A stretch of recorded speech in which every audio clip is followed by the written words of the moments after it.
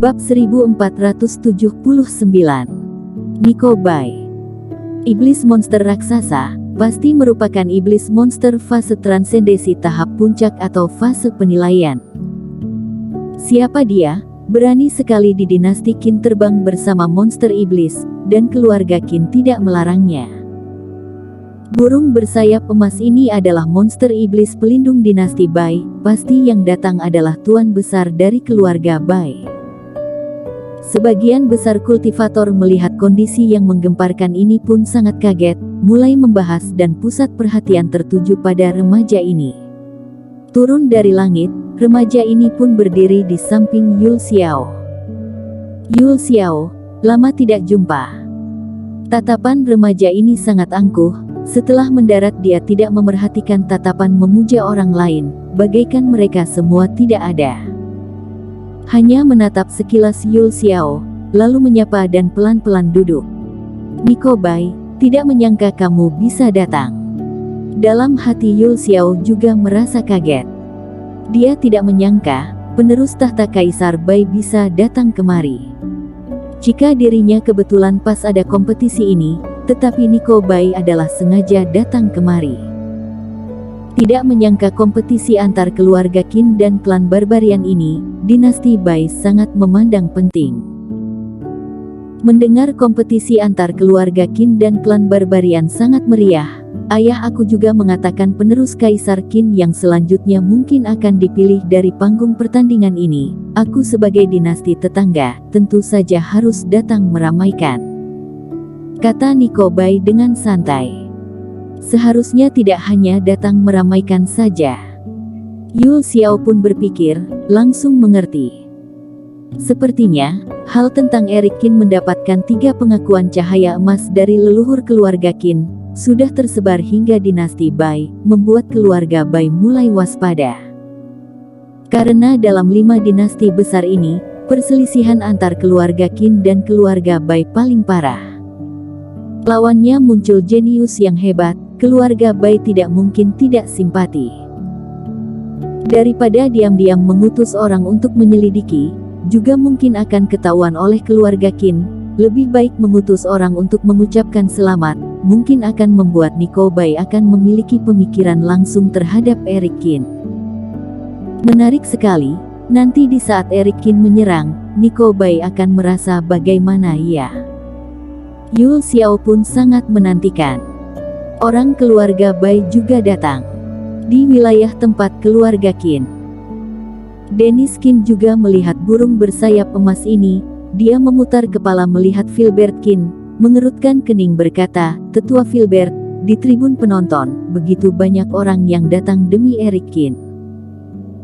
Erik Qin sekarang memiliki reputasi yang tinggi, kamu malah mengatur Erik Qin melawan Sonic He yang memiliki kultivasi yang lebih tinggi darinya. Jika dia kalah, bukannya akan memalukan kita keluarga Qin, bahkan akan menjadi bahan lelucon. Bagi garis kedua kekeluargaan, ada keuntungan apa?" kata Dennis Qin dengan nada tidak puas. "Dennis Qin, kamu dengar baik-baik." Filbert Qin dengan ekspresi datar berkata, "Masalah ini, adik kamu sendiri yang menyetujuinya. Berdasarkan aturan, ketua kelompok keluarga Qin akan melawan jenius terkuat dari klan barbarian. Jika Erik Qin tidak melawan Sonic He, apakah Ginting Qin yang turun tangan?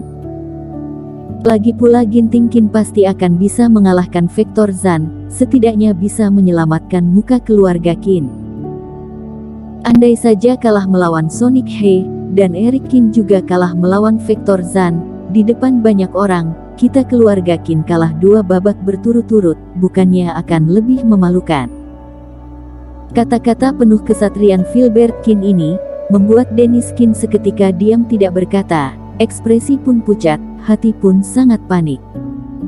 Meskipun beberapa hari ini Erik Qin, pasti sekuat tenaga membina. Tapi dari informasi yang dia dapat, Sonic He adalah jenius langka dari klan barbarian Fairy, kultivasi sangat tinggi. Erik Qin bagaimana bisa menang melawan orang seperti ini? Dari tingkatan kultivasi mereka berdua, sudah memiliki perbedaan yang sangat besar. Erik Qin sekarang berada di panggung keluarga Qin, dia tidak melihat burung bersayap emas yang terbang, melainkan memejamkan mata, beristirahat. Mendadak, Erikin merasakan tatapan dari arah depan. Dia mengangkat kepalanya, melihat di area klan barbarian, sepasang mata Sonic He sedang menatap dirinya. Melihat dirinya menatap dia, Sonic He pun tersenyum. Di sampingnya, Vector Zan juga sedang menatap Erikin, tapi sepasang mata ini dipenuhi niat membunuh. Erikin mengerutkan kening, terlihat tatapan gelap muncul dari matanya. Seketika mengaktifkan Dark Eye dan sumber energi Reiki. Reiki orang ini membuat Erikin merasa tidak tenang di dalam raganya, sepertinya menyembunyikan kekuatan yang menakutkan. Ginting Qin ini orangnya sangat angkuh.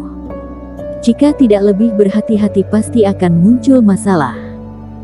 Kembali terdengar suara dentuman, seorang tetua keluarga Qin terbang dan mendarat di tengah panggung pertandingan, memberi kata pembuka dan menjelaskan aturan pertandingan.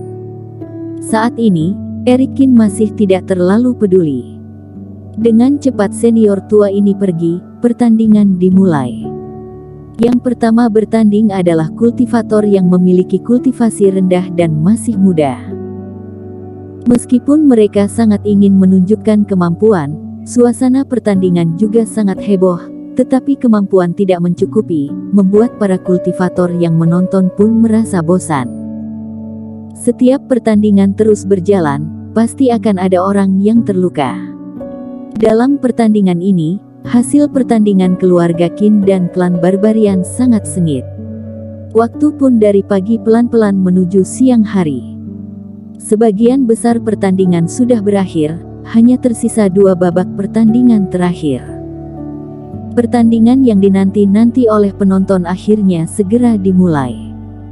Vector Zan dari klan Barbarian War pun muncul di tengah panggung pertandingan. Sebelumnya dia mendirikan panggung pertandingan di kota Kekaisaran Qin, sudah menang 24 kali beruntun, meskipun akhirnya dikalahkan oleh Yu Xiao, tetapi juga sudah sangat terkenal di kota Kekaisaran, tidak ada kultivator yang berani meremehkannya. Di tribun keluarga Qin, Filbert sangat percaya diri.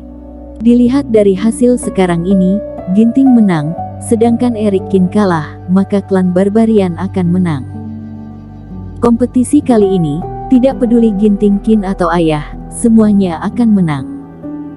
Filbert Qin pun tersenyum. Sedangkan Eric Qin ingin menang melawan Sonic He, di dalam pemikiran Filbert Qin adalah hal yang mustahil, mungkin akan dihajar babak belur di atas panggung. Semakin mendalaminya, Filbert Qin semakin mengerti, kehebatan Sonic He tidak bisa dibandingkan Vector Zan. Sedangkan Ginting Qin sudah mempelajari jurus itu, tidak mungkin akan kalah. Ginting Qin melihat Vector Zan naik ke panggung, dia pun naik juga. Ternyata kamu. Di saat Vector Zan melihat lawannya adalah Ginting Qin, merasa kecewa menggelengkan kepala. Awalnya aku mengira lawan aku adalah Eric Qin, tidak menyangka adalah kamu. Kamu ini tidak berani bertanding dengan Sonic He, datang menindas aku. 2 orang yang ada di panggung, Vector Zan adalah fase transendensi tahap pertama sedangkan Ginting Qin tahap kedua. Sedangkan Sonic He adalah pendekar sejati fase transendensi tahap ketiga. Di dalam keluarga Qin selain Edward Qin yang tidak sempat kembali, mungkin tidak ada orang yang memiliki kemampuan demikian. Oleh karena itu, di dalam perhitungan dia, lawan dia pasti adalah Eric Qin, tidak menyangka sekarang malah ganti orang. Kelopak mata Ginting Qin pun bergerak, menenangkan hatinya. Orang klan Barbarian ini benar-benar licik, Vector Zan sengaja berkata dengan nada keras, agar semua orang yang menonton kedengaran, mengisyaratkan kepada mereka bahwa dia orang yang hanya berani menindas orang lemah. Dirinya kali ini, ingin menaikkan reputasi. Tetapi jika sudah dianggap hanya berani menindas orang lemah, mana mungkin bisa membuat orang mengakuinya. Apa yang kamu katakan benar, karena kultivasi aku lebih tinggi 1 tahap dari kamu, aku juga akan mengalah. Ginting Qin yang sudah emosi, mencibir berkata, aku tidak akan menyerang, membiarkan kamu menyerang 3 serang, kamu serang sekuat tenaga kamu. Kamu membiarkan aku menyerang 3 serangan, kamu yakin? Kata Vektor Zan yang mulai memanas-manasi. Yakin, aku hanya akan bertahan, tidak akan menyerang, tapi meskipun membiarkan kamu menyerang 30 serangan, mungkin juga tidak akan bisa menerobos pertahanan aku. Kata Ginting Qin dengan penuh percaya diri. Bodoh, masih terlalu remaja, mental belum stabil, sekali dipanas-panasi oleh Vektor Zan langsung terbawa olehnya. Filbert Qin mencengkam erat tangannya, dalam hati pun mulai khawatir. Bersambung.